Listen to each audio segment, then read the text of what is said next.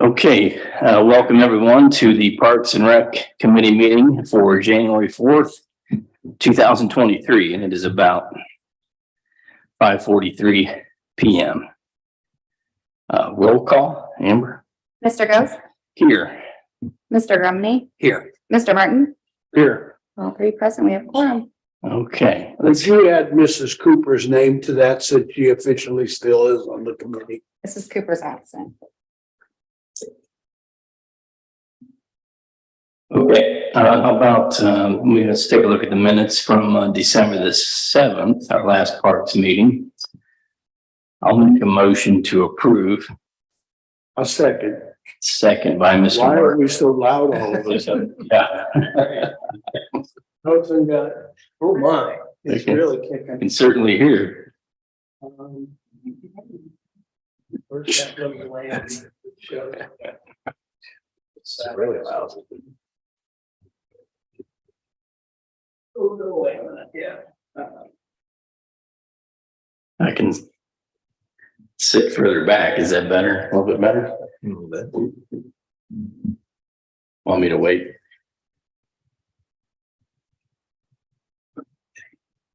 How's that? That's better. Yeah, that's Okay. good. Okay, back to the minutes. I did make a motion for approval and a second by Mr. Martin. Any further discussion? Roll call, Amber? Mr. Ghost, Yes, Mr. Martin, Yes. Mr. Grumney, Abstain. minutes passed. Okay, I don't see any visitors out there in the audience this evening. So we'll get right to our unfinished business on the agenda. And first up, we have J.R. Smith Park.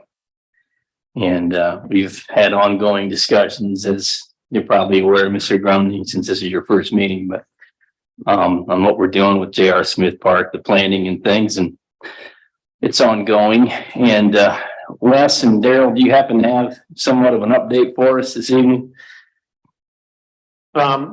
So with J.R. Smith, there were, we talked through the amenities at the last meeting.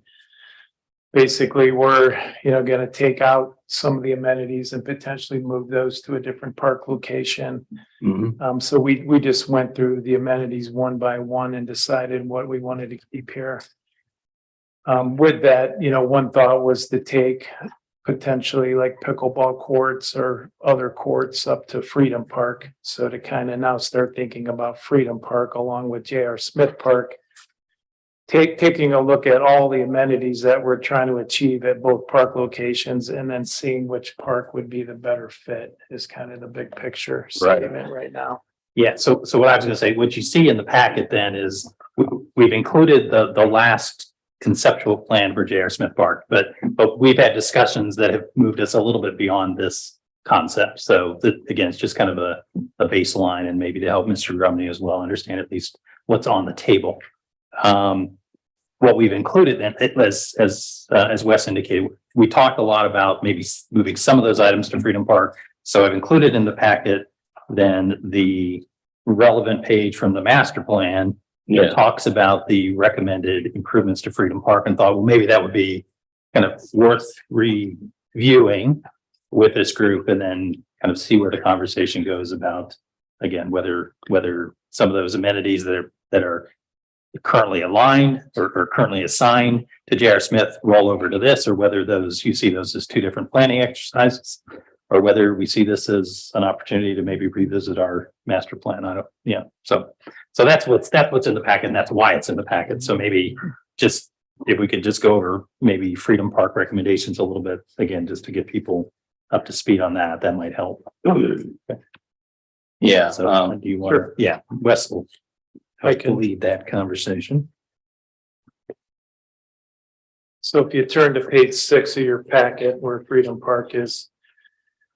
Again, this is straight from the master plan and basically 2 phases, with that first phase being parking lots, 2 multi-purpose fields, a youth field, upgrading the picnic shelter, new restroom, adding a shade structure next to the youth field, another parking lot, and so on. So basically fields, parking lots, shelter, restroom, Phase two is that upper portion where there's a community center proposed. And actually to acquire some property north of the current picnic shelter there with a new access off of 61. So it's a two-phase approach. Again, the pictorial there, the graphic shows a lot of the improvements and of course the disc golf course there on the eastern side. Mhm.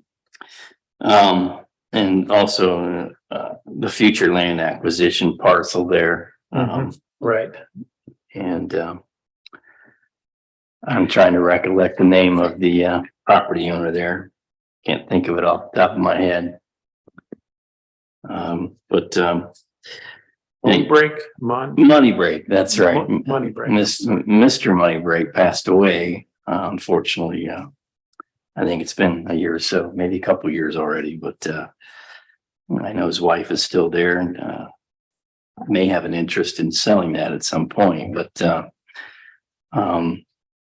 West. I would mention maybe, I mean, we do have an active pavilion at there. I mean, a lot of people are renting that pavilion at the moment. We do know that one significant limitation of the park is access to water. Right. That has come up multiple times. So John, just to kind of get you up to speed on that. Yeah, so just maybe two other things to kind of keep in mind. Well, and that maybe the third But point there is that, water, there's just not sewer in there. There's a water, sorry, yeah. sorry about that. Yeah, sewer Yeah. out there. Can you speak to that, Wes, in terms of sewer? How that could potentially make its way up there? What would be the optimum routing and potential cost? Yeah, we'd have to put most cost-effective way to probably put a small pump station up near the restroom facilities and then have a force main that would go down and connect somewhere probably on North Columbus or there on the eastern side of the park over by High Street. So probably North Columbus would be our target. So we'd have to take a deeper look at that, but it would, to extend a gravity sewer up there, there's not enough depth available at the current sewers where they end. So you're looking at a pump station, and we'd of course want to look at that pump station and oversize the wet well to take on any potential development in that area in the future. So the McDaniel parcel's just north of there, which is a substantial potential development area. It's at least 1.5 to 2 million, I would think, in cost, right?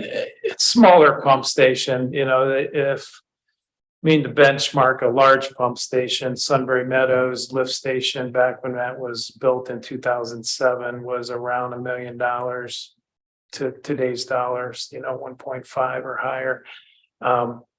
We wouldn't be looking at something that large. So you could be looking at $300,000-$400,000 type pump station. I would put a placeholder on it. So there is a water line that runs up along the north side of the property.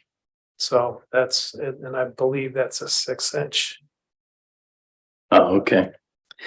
But we currently have a porta pot up there, right? We do.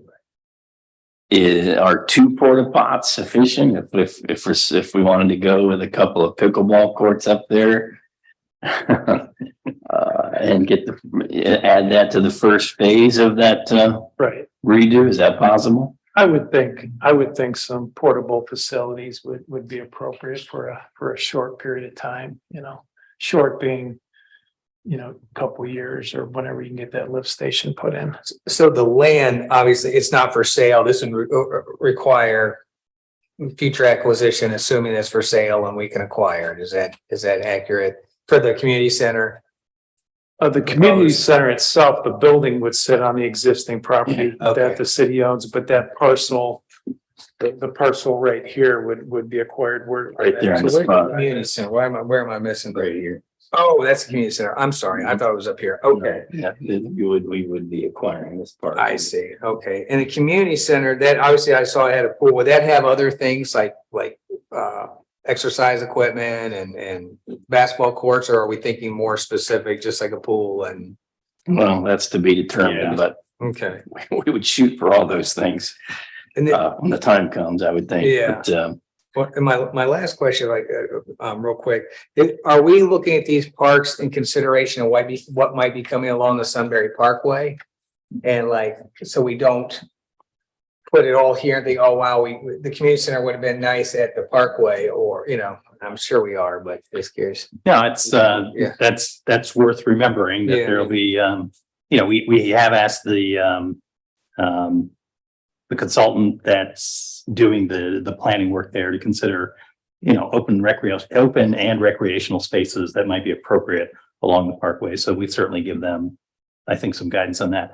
But having said that, again, I'm relatively new to Sunbury. I know this community center has been talked about a lot, but it sounds like there's a long history here. I mean, the community center is not something that's going to happen tomorrow. It's probably not something that's, I don't know what I would say. I mean, that the funding model for a community center is well beyond the city's current capacity. So Correct. I don't want to get people too excited about, oh, they're going to start building that community center over here. Unless we're able to lure, you know, a partner with some deep pockets. Right.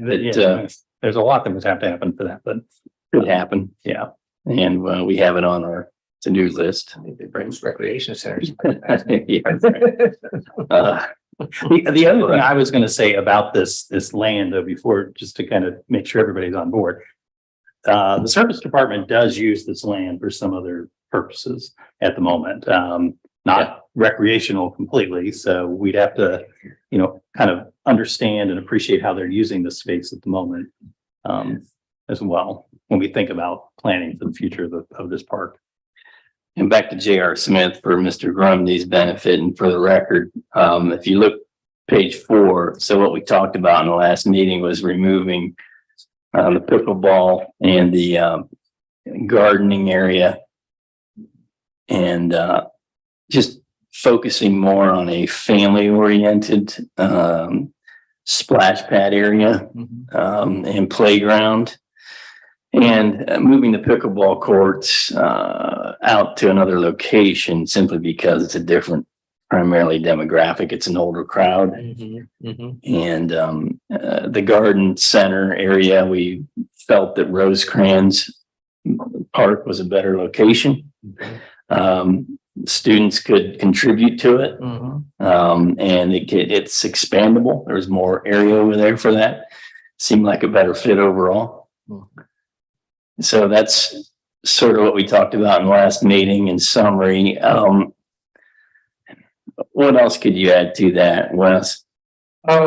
We considered a larger splash pad was a main topic, so we were looking at going to, and that current one is 3,000, so we were talking 3,500 or 4,000. One of the action items was for members to go take a look at Powell and some other areas when you do have an opportunity, just to get a sense of the sizes and what that might look like. So that'll influence a bit, you know, as far as the size of that pad, but a 3,000 square foot splash pad will service quite a few. That's a good size splash pad, but certainly 4,000 is quite a bit larger. We also talked about one of the major items was kind of flipping the parking lot over to the west side, which I think we were And adding a basketball court. adding a That's court. Yeah, but I think we were leaning towards maybe keeping the parking where it is just because of the depth of the area available there on the west side. It allowed for more open space and not, you know, bringing the parking on that side of the. Yeah, and eliminating a couple spots over here in this small parking area by the current buildings. Yeah. So we have an adequate turnaround and not a bottleneck area there. I think that's doable. And we wanted to add or consider renovating or refurbishing the current basketball courts in that location. We talked about adding some workout stations, you know, pull-up bars, push-ups, those types of things, having potentially more of an athletic theme to it. And that's really it. So the splash pad, the pavilion, the restroom, the playground were kind of the main attraction feature. trail through it, parking, in the workout stations. So not a huge land area. So we wanted to keep it somewhat, that would, Expandable. don't put too many things in there. Yeah, we don't want to crowd it, but that leaves an adequate amount of green open space there on the southern end to consider something else potentially in the future. But, we do have a perimeter trail that we want to connect eventually to the Ohio Erie Trail. And keep that option available to us as well.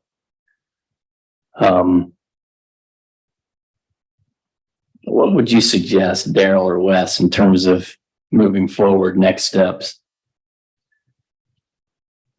Well, one thought is to really finalize scope on J.R. Smith so we can finalize the cost estimate and know what we're looking at here.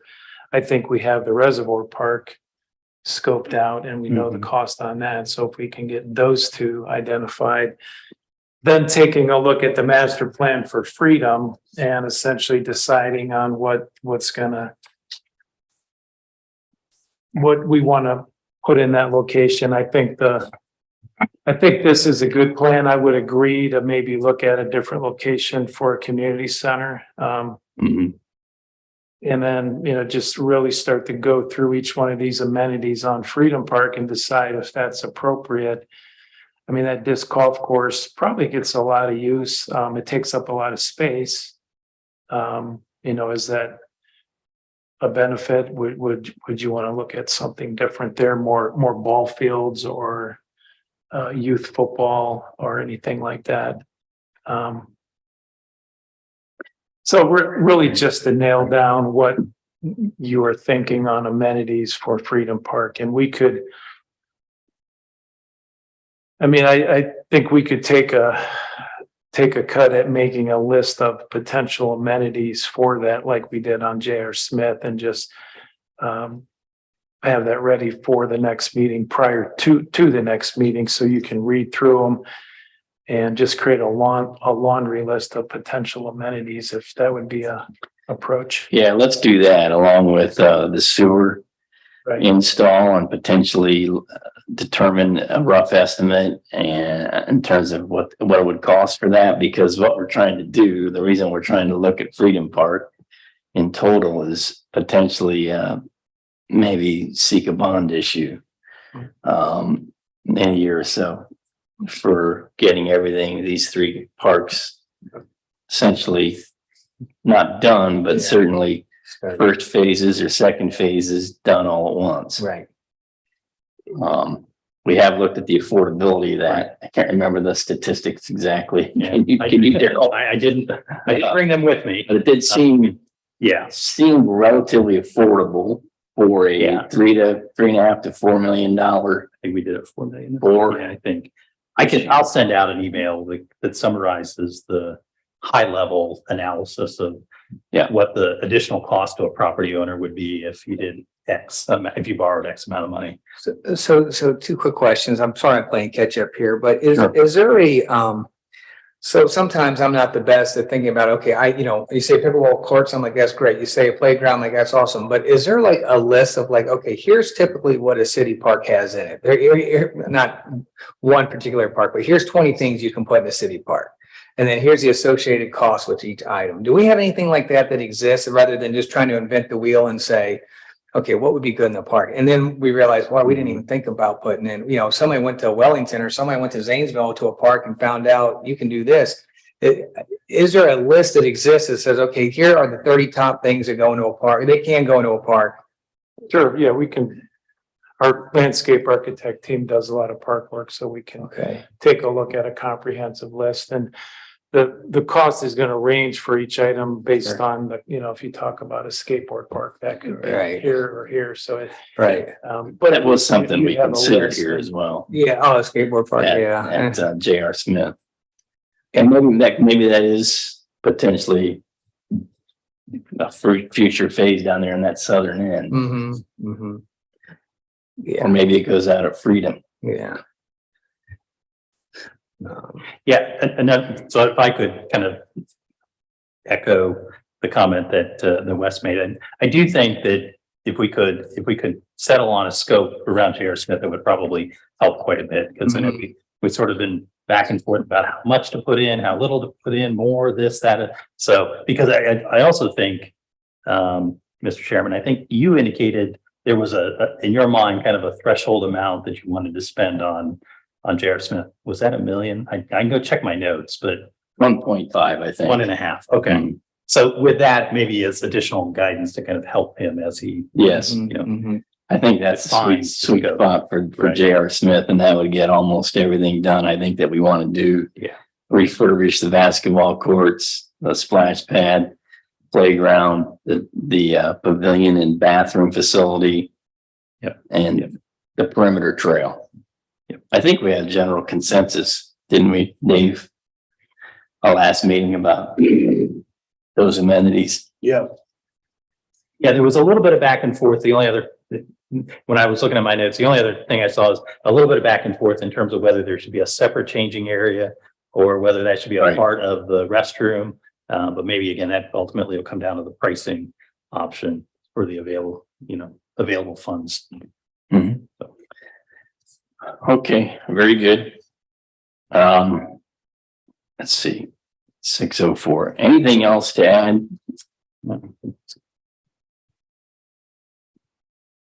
Anything else, Dave? Okay. How about the next item on the list here? We have the Sunbury Memorial Park update. Yeah, so Mr. Chairman, when you were putting together the list of committee members, I was reviewing the subject matter, and I dawned on me that one of the other topics of the Parks Committee is the cemetery. So I thought, well, we haven't talked about the cemetery for a while, so maybe now would be a good time to do that. So we've included in your packet, beginning on packet page 7, those are the current rules and regulations of the city cemetery. The only thing that's changed in this last update is the price for a foundation to install a headstone. That has changed from the previous year. That's a result of our contractors' pricing going up as well. So if you turn to packet page 11, that's where the pricing information for the cemetery can be found. One thing that Steve and I have talked about is it would be worth us doing a little bit more analysis on kind of what the pricing levels are for some of the other nearby cemeteries, just to see where we are in terms of our pricing, because we haven't adjusted that for some time. It is a good price if you're a Sunbury resident to purchase a burial space. That says $200, right? It is $200. Yep. If you're outside of Sunbury city limits and in the county, $600. Yep. That's right. That's how you read it. And then we do have, one set of niches that, again, the price varies depending upon whether you pick something that's on the upper end or physically located at the top or the bottom of the structure. It's more expensive in the middle. So than to be on the top or the bottom. So just Okay. or whatever that's. Okay, so that's the pricing information. But I've also then included in your packet, and I know it's difficult to read. It's not here for you to read, but we will, and I think have gotten it updated on the city website. So if you wanted to go look at a current copy of the map of the cemetery, you could go find it there. What I will say is that with CT's help, we just updated this map in October of 2022. So the last update to the map had been done in about 3 years prior, 2019. So I've got a few pieces of information about what happened in that 3-year period. So in 3 years, we buried 78 people. We sold or transferred 53 lots in total. And based on a really rough calculation of the available spaces, we have about 400 plots that are available and sellable that we are right now marketing for sale. And by marketing, I would say, if you look at the map on packet page 12, what's marketing, what we're marketing is up through edition 1971, edition section D. So that addition to the left, the unnamed section, we're not marketing at the moment, but it has been laid out. So there are about another 600 spaces in that unnamed section, you know, to the far left in this image, which would actually be, you know, anyway. So, you know, again, back of the envelope calculation, with about 78 burials over the last 3 years. So 25-ish burials per year, Mhm. 1,000 spaces. I think that's 40-ish years, something like that. You know, if we were to continue on roughly the same pace, and I don't know if the last 3 years are representative of whatever. They may be representative, they may not be representative at all, but you know, that's just a little bit in terms of kind of where that's, you know, the activity that's happened over at the cemetery. The final thing I will say is we are working through an issue with the Ohio Department of Commerce. They oversee cemeteries. They have some regulatory authority over cemeteries. They have a dispute resolution board. We have had one dispute from one of our from the mother of one of our interred individuals.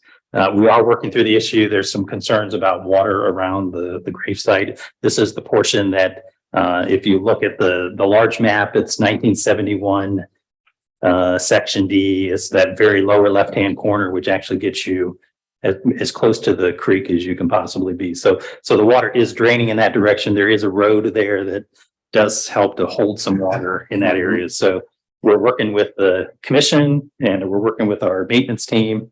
We think we have a path forward to resolve the dispute that involves laying some additional French drain around the space. So haven't done it yet. We should have it done before March when we go back to the commission to give them an update. So anyway. Okay, well, thank you. So if I hear you correctly, 25 deaths per year currently last 3 years buried there. So we have 400 plots available. Yeah, we're currently marketing. So at that pace, 400 plots available overall. Well, we've got about 1,000. We got about 1,000 available. 1,000 of it. Yeah, we've got 400 that we're marketing up through section D. There are another 600-ish that are in that unnamed section that we're not marketing at the moment. Okay, so a total of 1,000 available. Yeah, now that also is a pretty low area too. Yeah, So we expanded the size of the cemetery quite a bit a few years ago, so, yeah.